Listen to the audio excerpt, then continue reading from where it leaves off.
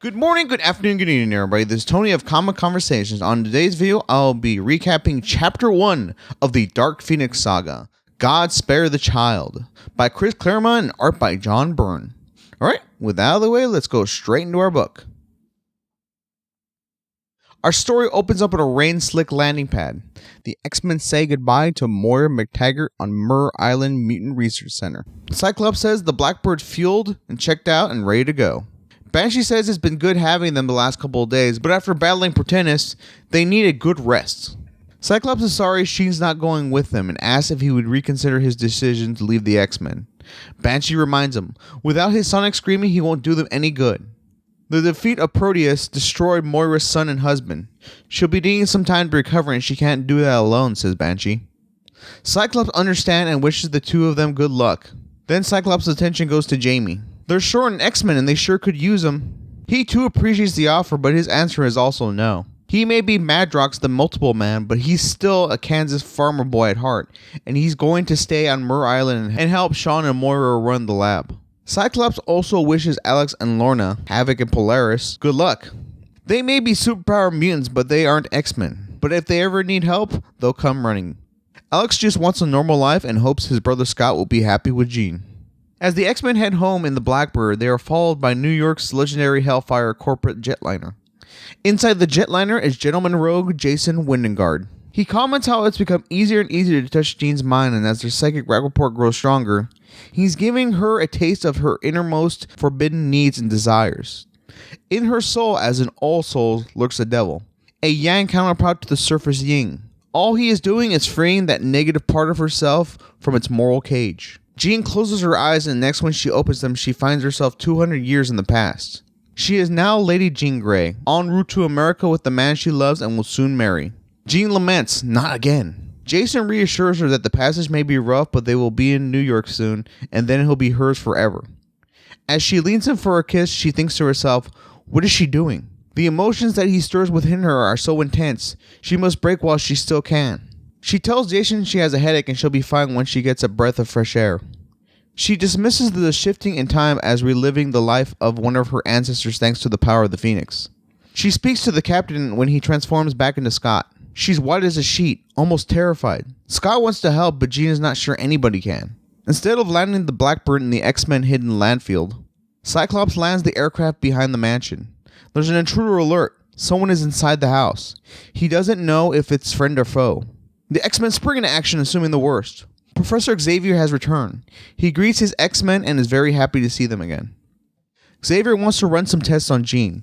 He too is worried about her ability to control the Phoenix, but she assures Scott that as long as he's around, nothing will ever be wrong. It's then that Wolverine comes storming out of the danger room. He tells Scott that he's no kid and doesn't jump through hoops for anybody. Xavier is making the X-Men run drills in the danger room. Cyclops wants to talk to him. He makes sure to tell Scott that Wolverine's outburst will cost him 10 demerits. Scott tries to tell Xavier that they're adults now. The original X-Men were teenagers with no idea how to use their powers. He can't treat them like that anymore. Cyclops tried doing that and it failed. Xavier assures Scott that he is not him. He hasn't contacted them since they formed the team. Scott has lived, fought, and worked with them. They are first and foremost individuals. They can't mesh in the same team anymore, says Scott. They're not the same people. Xavier tells Scott that is a failure of Cyclops' leadership. He needs to teach them to learn how to be a team. Scott assures them they are a team. Xavier credits his absence to trusting Scott to lead the team, but it's obvious now that some real leadership is desperately needed. Cyclops is not sure how to reach him. He knows Xavier is in the wrong. Their debate is interrupted by Cerebro. The scanner indicates 2 new mutants, one in Chicago and the other in New York. The team will need to split up. Scott and Jean will go to New York and Xavier will take Colossus, Storm, and Wolverine to Chicago. A 13-year-old Catherine Pride is headed home from a dance class. When she gets home, she's greeted by her mother, father, but they're not alone. She's introduced to a Miss Frost, a representative from a school in Massachusetts. Kitty is home early from her dance class because she again is suffering from one of her blistering headaches. She goes to her room, but not before her mother offers her an aspirin. The headaches are becoming stronger and stronger. The pain is almost too much for her. She lies down on her bed to deal with the pain before she finds herself sitting in the living room floor, beneath her room. Miss Frost and her parents are shocked to find her there. They thought she was going to her room for the evening. Catherine plays it off as she was just going to get a glass of water and snagged her foot on the carpet and fell. Before she can finish her sentence, she runs back up the stairs and she says she has some homework to work on. Miss Frost is understanding and leaves some brochures for Kitty's parents to think over. Leaving the Pride household, Miss Frost is confronted by Charles Xavier and his X-Men made up in their street attire. Something about her rubs Wolverine the wrong way. Charles is greeted by Carmen Pride, Catherine's father. He wishes to speak to Kitty. Catherine is intrigued by Charles Xavier and his cohorts. Kitty's mother wishes to speak to Charles privately, so she offers Catherine a trip to the malt shop with Xavier's students. It doesn't take long for Aurora and Kitty to become quick friends. Catherine is in awe of Storm's appearance, white hair and blue eyes. Aurora is quick to point out that Kitty too is one of a kind. She asks if she's ever heard of the X-Men. Kitty knows all about them. They're superheroes like the Avengers. Storm confirms that she is with the X-Men. Meanwhile, in the same shop, Wolverine gives the shopkeep a hard time about reading magazines when a squadron of armed soldiers complete with laser rifles burst through the front window.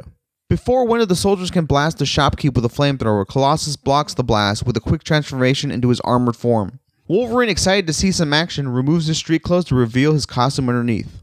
Logan lunges at the mercenary, but his claws can't touch him. He's protected by a force field.